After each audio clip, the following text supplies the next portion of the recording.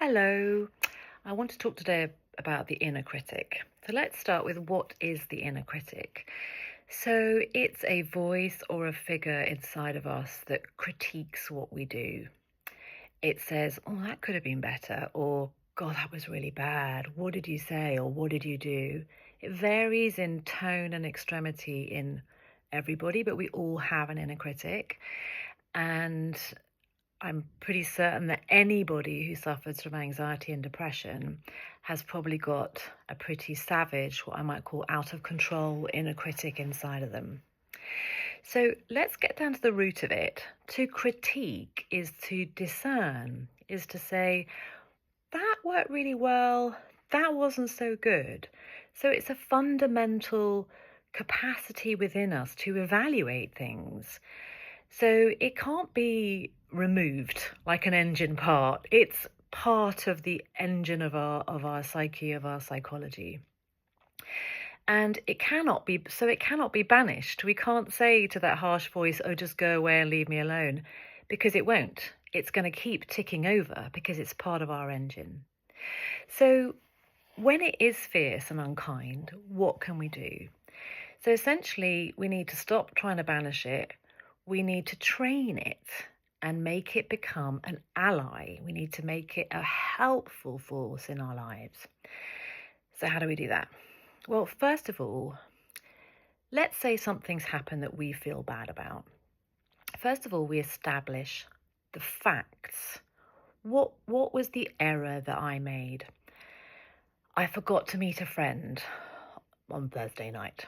Okay, so the error was that the fact was that I forgot to meet a friend and I let a friend down. The feelings I have about that I'm a bad person, that I'm unreliable, etc., those are feelings and they are not facts. So the first thing to do is we establish the fact. What was the error that I made? I forgot to turn up for somebody. So then the second question is, what can I do to put it right? What amend can I make to that person? I can say, I'm sorry, and I really want to make it out to you. Dinner, drinks is on me next time. Okay? Job done, right?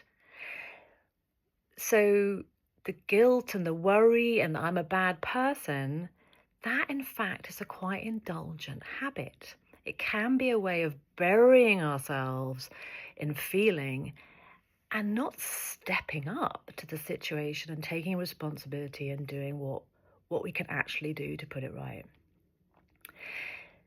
Then if we want to take it to the next stage, we can say, what do I need to know or understand about myself that I could prevent this from happening again?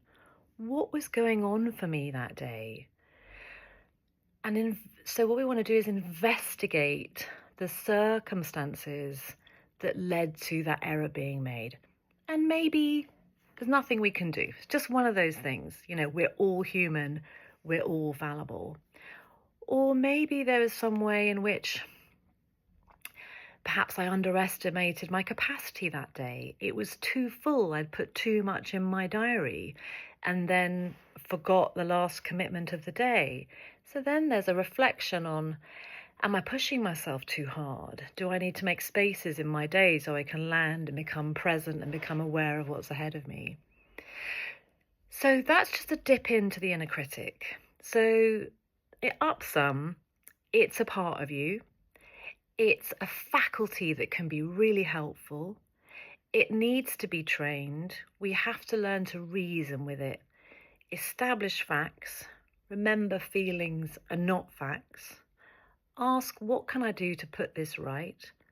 Let that be closure. And then be curious, perhaps, about ourselves as to whether any more adjustment needs making.